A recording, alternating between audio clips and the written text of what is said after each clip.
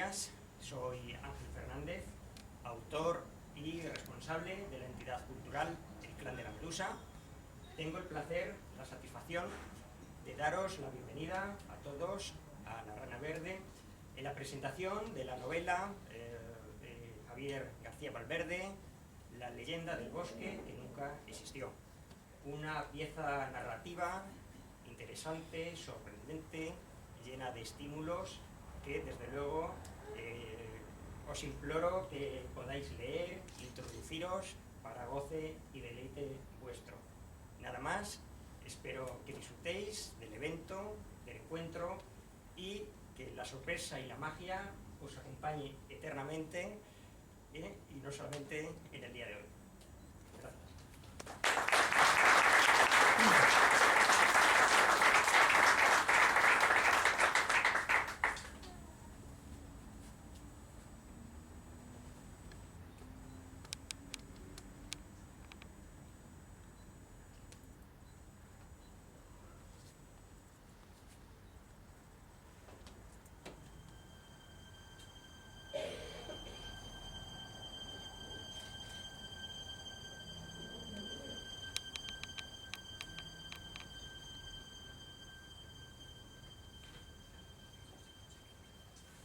El sol se ocultaba. Los últimos rayos iluminaban la llanura, abrasada y seca. Algún que otro matorral respiraba aliviado, reteniendo con fuerza las escasas gotas de agua que había podido recoger durante el día. La noche se acercaba, y con ella los fríos vientos de la estepa. Allí se erguía un enorme árbol, una vieja encina, ya con poca vida. Dicen que fue donde se inició todo. En este panorama desolador vivía un pastor con su mujer. Se encargaba de reunir las ovejas y las llevaba de un sitio a otro en busca de nuevos pastos. Siempre que podía, acababa cerca del gran árbol y se tumbaba bajo él, protegido de los enérgicos rayos del sol. Fue ahí donde se topó con una bellota y la dio a su compañera. Ella la limpió sin decir nada y se dice que con esa acción empezó realmente todo. Porque le rogó que todos los anocheceres trajese una, como un pequeño regalo por el abandono diario que ella sufría, y aunque con quejas, lo comenzó a hacer. Se trataba de una operación difícil, las bellotas escaseaban, pero lo prometido era deuda, y logró hallar una, más tarde otra, y las guardó en su zurrón, y así continuó acumulándolas a partir de aquella fecha. Primero todas, después las escogía y las limpiaba, desechándolas de peor estado. La mujer, joven y lozana todavía, pensó que llegaría el tiempo en que el árbol acabaría por morirse, y él se quedaría sin sombra, la única sombra. Y procedió a sembrar las bellotas, enterrándolas con las manos. Hasta que el pastor la descubrió una tarde, soltó un suspiro, y no tuvo más remedio que ayudarla con el cayado, con delicadeza y obediencia. De este modo, mientras sus parientes y vecinos abandonaban las tierras o se liaban a guerrear entre ellos, se quedaron con sus ovejas, y todos los amaneceres sembraban gran cantidad de simiente. Hasta que un mal día la mujer murió de enfermedad, y él se quedó solo con sus ovejas. La enterró junto a la vieja encina y se comprometió a pasar el resto de su vida realizando su labor, por ella, y se marchó de su hogar, ya derruido. Y un día ya no volvió. Pasaron los años y las bellotas empezaron a germinar paulatinamente. Los primeros retoños sucumbieron al calor abrasador, y también los segundos, pero no los terceros. Los vástagos luchaban por aparecer, los primeros alrededor del árbol, y después más lejos, más tarde por doquier. Quizá, solo quizá, los nuevos matorrales y arbustos que iban emergiendo alrededor de las únicas plantas que existían, el atochar o la garriga, provocaron la aparición de tímidas nubes. La novedad es que las lluvias no fueron torrenciales, como era habitual cuando caía agua, y las semillas no se malograron, sino que posteriormente se revelaron con todo su vigor. De hecho, allí surgió una maravillosa historia. Dédalo se hallaba agachado bajo el árbol. Su cabeza cubierta por la capucha ocultaba su semblante. El encantamiento le preocupaba. Tantos estudios, tanto esfuerzo y dedicación. Rayaba lo insano. Miró al chico que descansaba todavía dormido. Exponerlo al peligro era demasiado, lo reconocía. Como también sabía que si aquello tenía éxito, todo cambiaría. El lugar lo haría. Miró al horizonte y de nuevo a las ramas que se mecían entre susurros, como avisando. ¿Pero de qué advertían? Continuó observando el nacimiento del soñado día. El día del encantamiento lo habían denominado. Les esperaba el triunfo más absoluto o el fracaso más estrepitoso. El crepúsculo. Sentía nervios, el corazón palpitaba. Y su pensamiento voló hasta un momento en el que se encontraba con su aprendiz Damerfeld, un chico con unas extraordinarias habilidades innatas, y conversaba con él un desapacible día.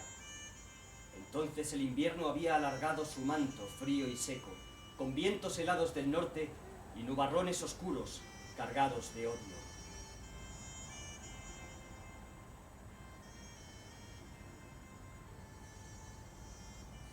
Me gustaría que los árboles nunca perdiesen la hoja, o que la renovasen, aunque fuesen de otra especie. A veces he soñado que un mismo árbol tenga hojas que caigan en invierno y que otras queden en él, para que no se vacíe y los animales no se queden sin hogar. El color variaría y los frutos serían de tamaños diferentes según la época. Una especie es solo ella misma, Dan. No hables tonterías. No hay forma de cambiarla por otra a tu antojo. Pero tú me dijiste que Plinio el Viejo opinaba que la contemplación de la naturaleza me ha convencido de que nada de lo que podemos imaginar es increíble. Existe un hechizo, el penúltimo del libro negro, que... Ese hechizo es imposible de realizar. Forma parte del hechizo de la creación, que falló y, como sabes muy bien, casi no lo contamos. Y deja de recitar a los sabios solo cuando te conviene. Por cierto, ya que estás con frases, te diré yo una de Cicerón que viene al caso más que la otra. Los deseos deben obedecer a la razón. Haría falta un grupo de al menos 5 magos medianamente poderosos para obtener las mínimas garantías de éxito. Ya te lo he dicho muchas veces, Dan. No te permito que lo leas. Nunca. Junto a Dédalo, el aprendiz del agua, como se le llamaba, y Damerfeld, también habitaba un druida venido del norte, llamado Etzel. Poseía una barba canosa y pronunciada calva, y vestía una capa gris que originalmente había sido blanca. Se supone que nunca se la había cambiado, y los demás pensaban que era cierto, sobre todo por el rancio olor que desprendía. Todas las tardes se movían de un lado al otro, observando las tierras y recogiendo plantas para brebajes diversos que el druida preparaba. Y de ahí, Damerfeld y el mago aprendieron en parte. Por otro lado, Etzel se quejaba a menudo de la falta de vegetación del lugar, acostumbrado a la riqueza existente en su tierra. Si lográramos cultivar ciertas especies, como en mi hogar allí en Britania, obtendríamos más recursos. Esta tierra es muy seca, y creo que hasta hace no mucho tiempo lo ha sido más. Se han introducido plantas que en principio no pueden haberse generado por sí solas. ¿Has visto las encinas? ¿Qué tamaño tienen? Y los brotes de quejigo en las partes bajas. No poseen la vegetación adecuada que les ayuda a su desarrollo. Necesariamente deben haber sido regadas y cuidadas. Una vez que pasaron las fases iniciales ya están más o menos asentadas y hay menos riesgo, como sabes. Pero olvídate de criar robles o hayas, Etzel. Acuérdate de dónde te encuentras. Lo sé muy bien dónde me encuentro, Dédalo. Nunca lo olvido, pero solo he manifestado un deseo. Sin embargo, en el fondo el aprendiz de mago se engañaba a sí mismo. Para las leyes de la magia hay pocas cosas imposibles, aunque sí difíciles y aventuradas de realizar. Dédalo lo sabía, y extrajo un día aquel libro negro donde guardaba los hechizos más poderosos. Hechizos que no había leído más que por encima por temor a no hallarse preparado. De hecho, no lo estaba. De esto se hallaba convencido, aunque tampoco lograba discernir si lo conseguiría nunca. Lo que no conocía el joven era que Damerfeld, con solo 11 años, ya lo ojeaba. Y fue cuando, en una soleada tarde en que los tres se hallaban sentados bajo el grueso y robusto árbol, Etzel comentó que se proponía realizar un conjuro de crecimiento vegetal en una de las zonas que se conocía como la Olla Negra, un lugar en parte alejado del resto, situado en una vaguada de tierra oscura y algo arcillosa. Buscando el otro día cualquier indicio de plata, crucé el barranco allí por la zona sur, donde termina y el riachuelo se ensancha. Allá no crece nada, aunque descubrí numerosa simiente, cosa que me extrañó. Había semillas de espliego y tomillo, dispersas y ya secas. Ya me había dado cuenta de eso en varias zonas. También había pensado en ello, pero es arriesgado. Y que no es peligroso para nosotros los magos. Creo que el terreno es propicio para hierbas medicinales. Podemos conseguirlo si trabajamos los dos juntos. Además, el muchacho está ávido de conocimientos y esta es una muy buena oportunidad para él, ¿no es así? Es un buen aprendiz y está deseando ayudarnos. Aprendiz. Ayudarnos. Dédalo no estaba seguro de quién era el ayudante. El chico había demostrado saber más que los otros dos en demasiados aspectos. A veces le sacaba de quicio que el orgullo del anciano le impidiera admitir ciertas cosas. El mago se tumbó y cerró los ojos. Sí, puede que surta efecto. Lo veremos más tarde. Y se dispuso a dormir. Mientras tanto, el anciano se vio asaeteado por las preguntas del muchacho, cuestiones en torno al lugar de donde provenía, y este acabó contándole leyendas célticas, que era lo que realmente interesaba a Damerfeld. Entre ellas, había una que llamó más su curiosa atención.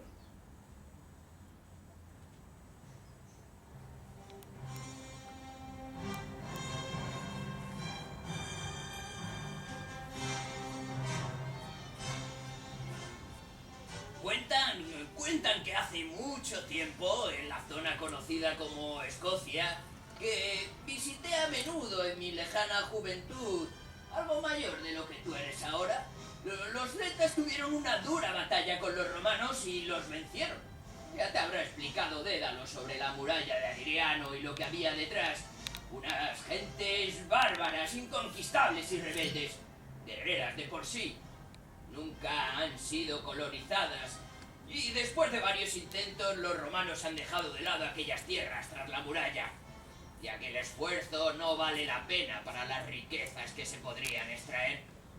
Bueno, como te contaba, aquellos crueles y duros guerreros vencieron a los soldados del imperio, apilaron a los muertos y les cortaron las cabezas ante los pocos supervivientes que les observaban aterrados. Con las calaveras construyeron un castillo como advertencia y liberaron a los prisioneros para que contaran aquello ante Roma. El imperio montó entonces en cólera y clamó venganza enviando un poderoso ejército que venció a los celtas en una dura batalla. Y el castillo fue arrasado. Pero se dice que aunque se destruyó totalmente y no quedó piedra sobre piedra, la fortaleza ha seguido elevándose de nuevo y nunca se ha conseguido derribar, pues las calaveras se unen de nuevo y se levantan ante ellos cada mañana, una y otra vez. Cuentan que permanece intacto, amenazante y como advertencia ante futuros intentos, aunque se ha perdido la pista de su situación. Pero no solo de magos y hechizos vivía el naciente bosque. Numerosos caminantes llegaron, muchos de ellos de paso, aunque bastantes cambiasen de opinión. Y es que advirtieron que estas extraordinarias tierras de la naciente Vega albergaban una y mil posibilidades. Posibilidades y esperanza en los convulsos tiempos que se vivían. Ay, la esperanza. El tiempo que transcurre. Todo cambia, se pierde o se diluye, pues el tiempo lo es todo. El fluir del río con el suave remanso es solo eso, el incesante y continuo cambio en la existencia. Y el bosque cambiaba cada día, con sus pájaros revoloteando, druidas, magos y ladrones, aprendices y nobles, cristianos, ateos y comerciantes. Un bosque con sus hojas meciéndose por el viento, sus flores marchitándose cada verano y desapareciendo cada invierno. El vergel originado vertía sus lágrimas en el tiempo, en el río que atravesaba aquellas tierras para concluir.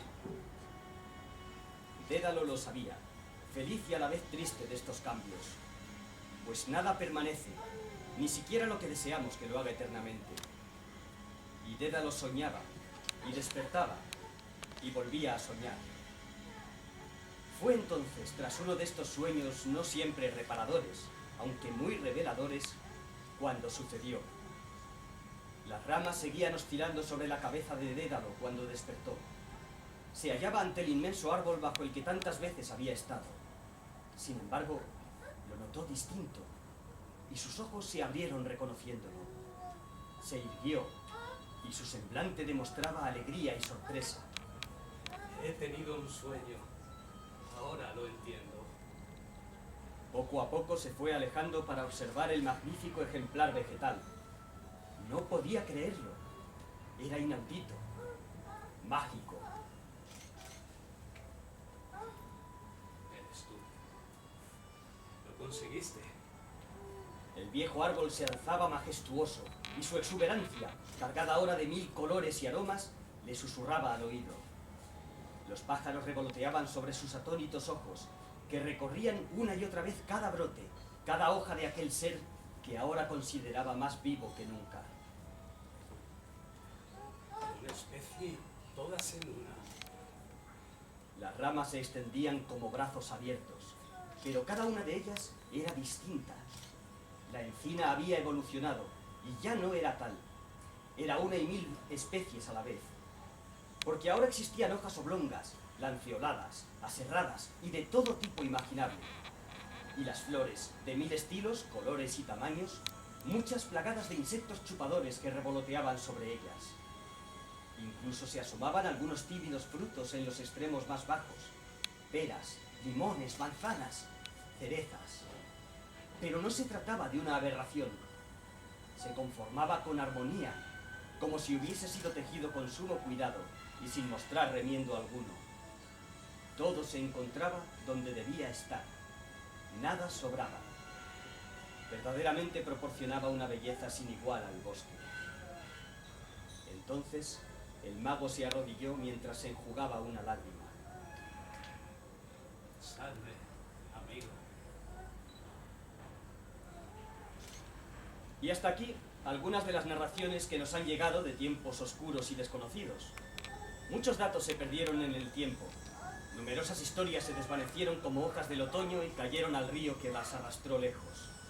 Fábulas de una época donde el mito se diluye con la historia, donde la leyenda se mezcló con la realidad y la realidad se convirtió en leyenda. Gracias por atender a este cuento.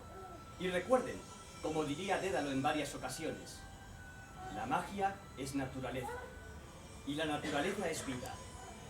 No busquen más. Pero no hagan caso a este aprendiz de mago, pues se marchitó en el pasado. Son solo eso, mitos olvidados, leyendas de un bosque que nunca existió.